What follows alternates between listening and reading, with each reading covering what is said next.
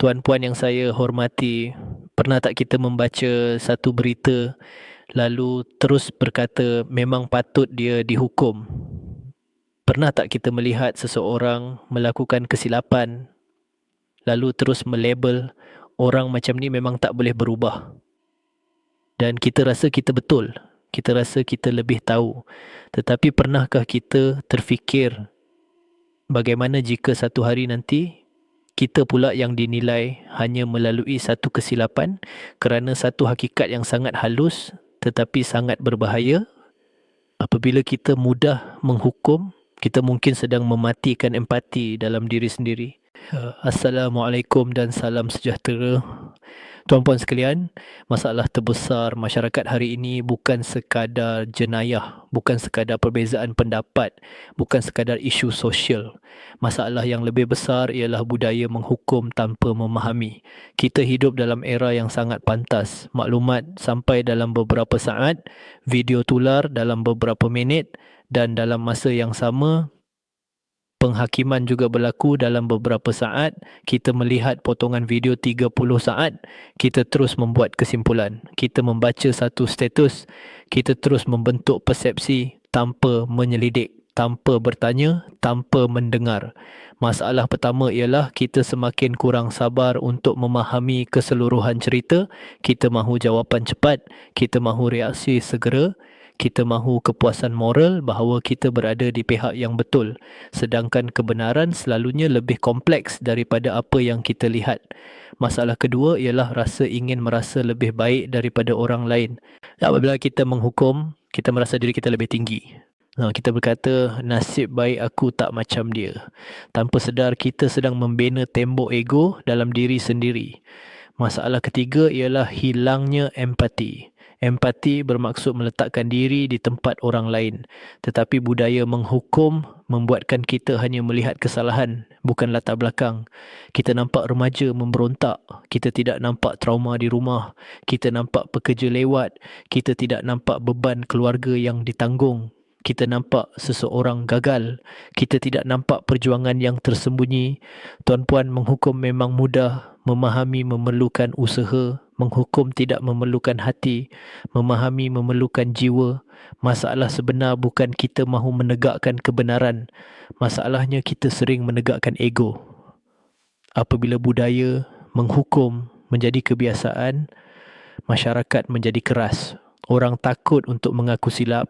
Orang takut untuk berubah, orang takut untuk mencuba kerana tahu setiap kesilapan akan dihukum tanpa ruang penjelasan. Masyarakat yang sihat bukan masyarakat tanpa kesilapan.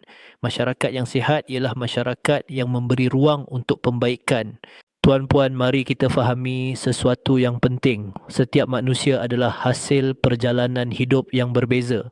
Tiada siapa yang bangun pagi dan berkata, aku mahu jadi orang yang gagal. Tiada siapa yang bercita-cita untuk melakukan kesilapan.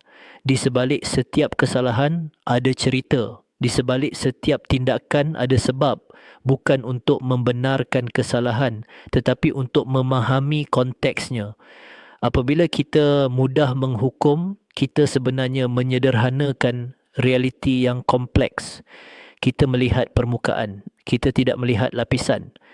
Masyarakat yang matang ialah masyarakat yang mampu membezakan antara menghukum dan menegur. Menghukum menutup pintu, menegur membuka ruang, menghukum memalukan, menegur membimbing. Apabila kita menghukum secara terbuka di media sosial, kita mungkin merosakkan reputasi seseorang seumur hidup. Tetapi apabila kita menegur dengan hikmah, kita memberi peluang perubahan. Tuan-puan, budaya menghukum juga memecah belahkan masyarakat. Apabila satu pihak dihukum secara melulu, mereka akan mempertahankan diri. Pertahanan itu menjadi permusuhan. Permusuhan itu menjadi perpecahan. Sedangkan jika pendekatan lebih tenang, lebih beradab, hasilnya mungkin berbeza.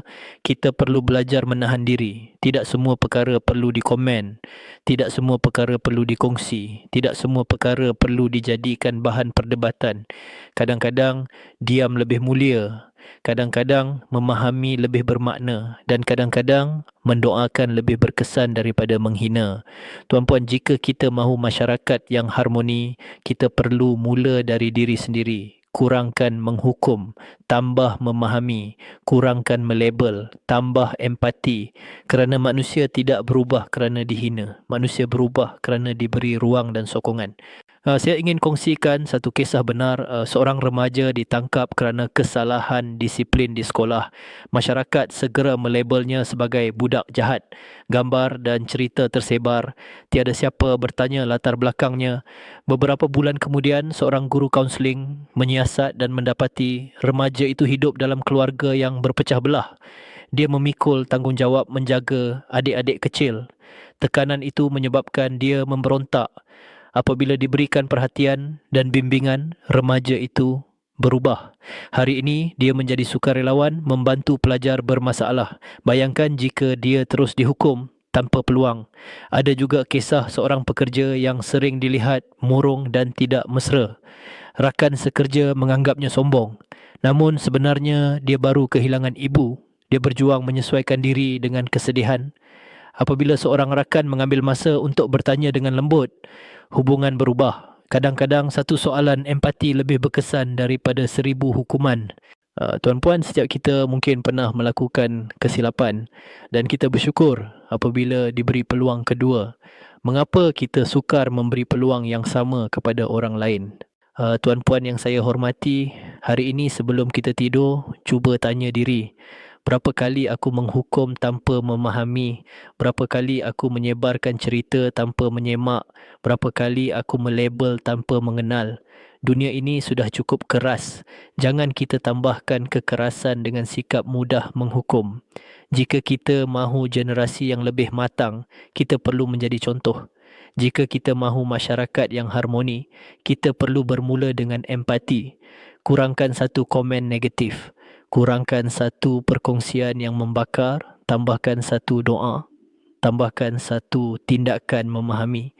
Jika perkongsian ini menyentuh hati tuan-puan, saya jemput tuan-puan untuk tekan butang subscribe dan sertai channel Pengetua AI. Di sini kita belajar bersama menjadi generasi yang bukan sahaja bijak menilai tetapi bijak memahami. Generasi yang bukan sahaja berani bersuara tetapi berani berempati, kerana akhirnya menghukum itu mudah, memahami itu mulia. Dan masyarakat yang hebat bukan dibina oleh orang yang paling kuat menghukum, tetapi oleh orang yang paling kuat memaafkan dan membimbing. Assalamualaikum warahmatullahi wabarakatuh.